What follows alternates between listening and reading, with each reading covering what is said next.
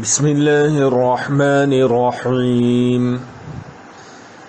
انما الصدقات للفقراء والمساکین والعاملین علیہا والمؤلفة قلوبهم وفی الرقاب والغارمین وفی سبیل اللہ وابن السبیل فریضۃ من اللہ واللہ علیم حکیم۔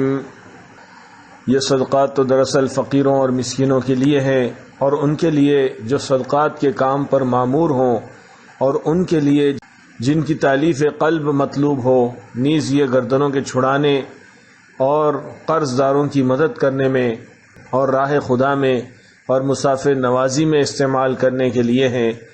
ایک فریضہ ہے اللہ کی طرف سے، اور اللہ سب کچھ جاننے والا اور دانا و بینا ہے۔